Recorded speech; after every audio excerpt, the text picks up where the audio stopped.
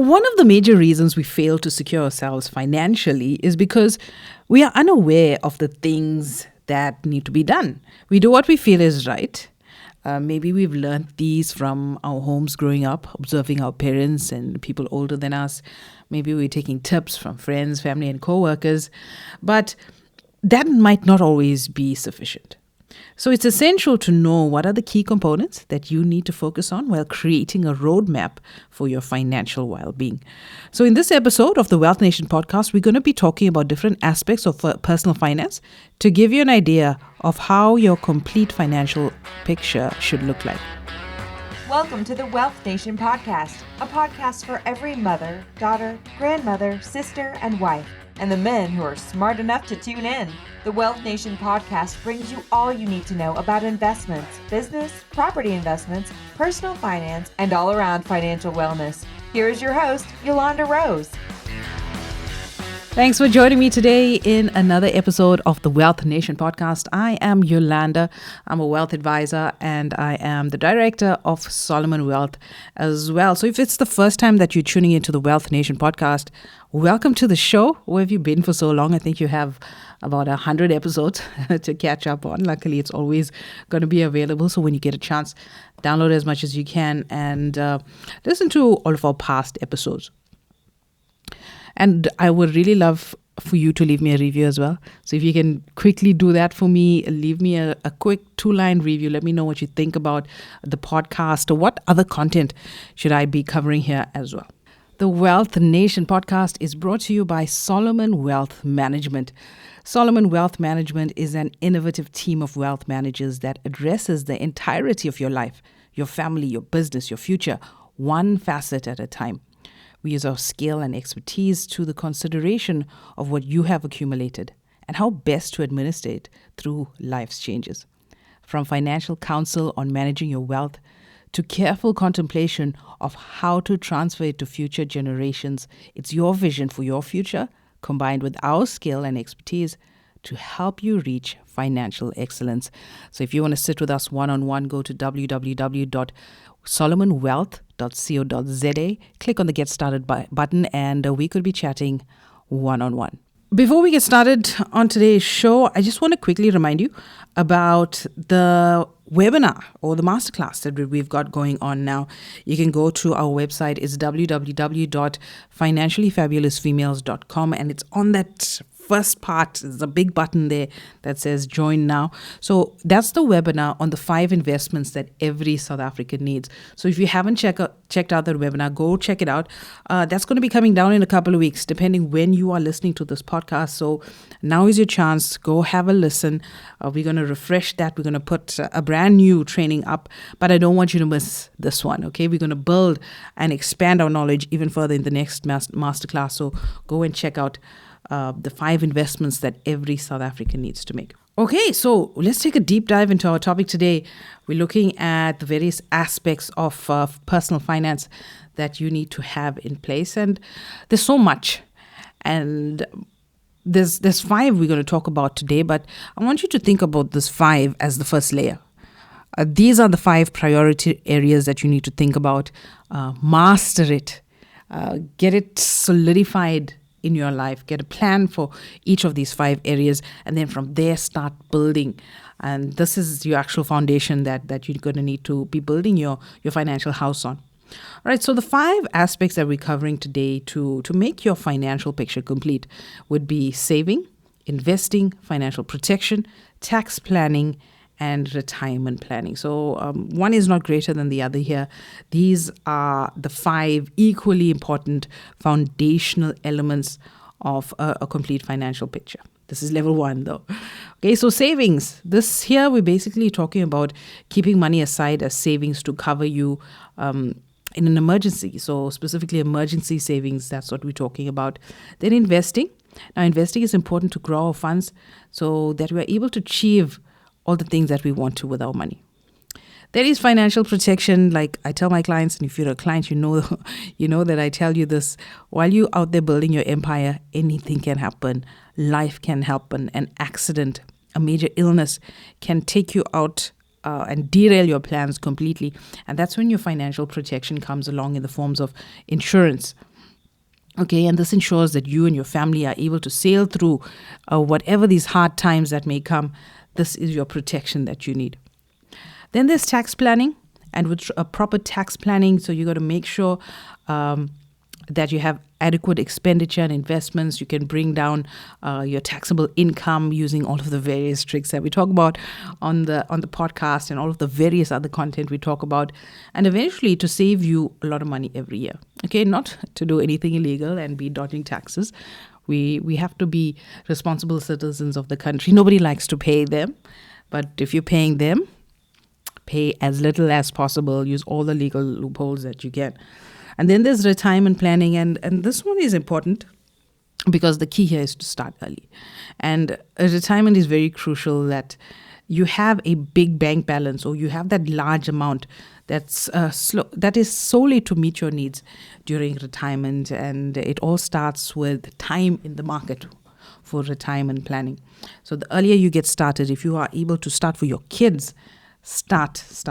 Number one, saving. The need for sudden money can come up at any time. This can be anything, like from a car breakdown. You need to pay insurance access for your home or even your car, or even if you lose your job. All right. The emergency events can be dealt with if we have enough to cover our need. And the fund for your emergency need should be at least, bare minimum should be three to 6 months of your expenses. Now, it's nice to have a big amount to cover you for at least a year. The problem I have with that is inflation. Inflation is really high in South Africa. So how I like to do it, and what I recommend to my clients, is have at least 3 to 6 months. Have it in your 32-day account, or maybe a fixed deposit, a short-term fixed deposit that you can get in case of an emergency. So I typically like to have a sum in my 7-day account. If there's an emergency, I can swipe my card, release the funds from my 7-day account, and settle my credit card balance then. All right. Then we have a larger amount in the 32-day account, or even a 1-month fixed deposit or something like that, where if something happens, where there's a huge cash flow problem, I got to withdraw, then the funds are sitting there. And with these fixed deposits, you're not getting the best interest rates. And so year by year, your money is being eroded. So you got to top it up regularly, and then have the rest in some long-term investments. Okay, something that you can access quickly, like a unit trust or something like that. And something that's high in bonds, a significant chunk in the money market. So you can liquidate that and still have some sort of fixed income coming in for that specific unit trust. So the key here is liquidity, and there are excellent options for you to just park your money that's meant for emergency needs. So number 2 is investing, and we often confuse saving and investing. A lot of us consider them to be one in the same, and they're not. And while saving is about setting aside money for an emergency, investing is putting money away into assets like shares, like bonds, like ETFs, like unit trusts, in order to make your money grow. Now, talking in investment terms, unit trusts are an excellent investment option if it is done right, mainly because it's highly liquid. You can get quick access to that money. There's no penalties if you had to pause it. There's no penalties you have to pay when you withdraw.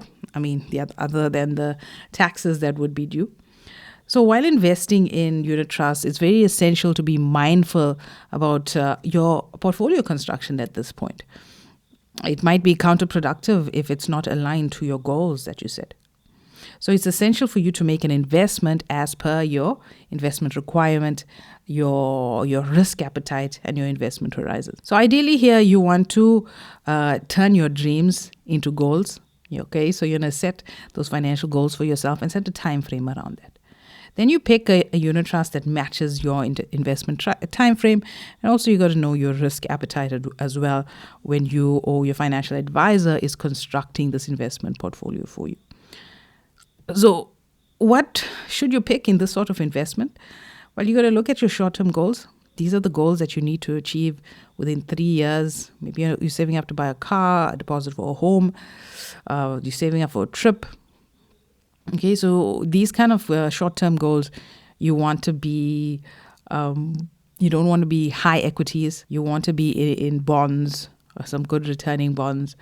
And then you want to look at your midterm goals. So if you have set these goals for yourself, anywhere from 5 years, 8 years, these are a sort of midterm goals where you can take a bigger risk into equities.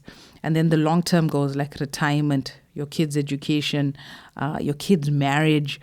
So these long-term goals are greater than 10 years, 15 years, and you're slowly putting your money away here, investing it. You want to have a nice exposure to equities because that's a platform that's going to be growing your money. So number 3 is financial protection. And that's your insurance bit. And while we might come up with all these nice dreams, these nice plans for our life, anything can happen. And we don't want those dreams to diminish when something happens, okay? So we want to prepare, and we want to prepare in advance. And I know sometimes we think, you don't need insurance, but the only time you'll realize how important insurance is when something happens. And when something happens and you can't get it, you are in such a place of deep, deep regret. And if you don't have it, then it's a liability. And when you have it and you're thinking, why am I paying for this every month? You're not seeing any value. But guys, there is so much value in this. I cannot tell you. Like for me, I sit with claims every day, and how much individuals are helped, families are saved by insurance money. It's unreal. So there's different types of insurance that you can take to fulfill your need. Firstly, there's term insurance.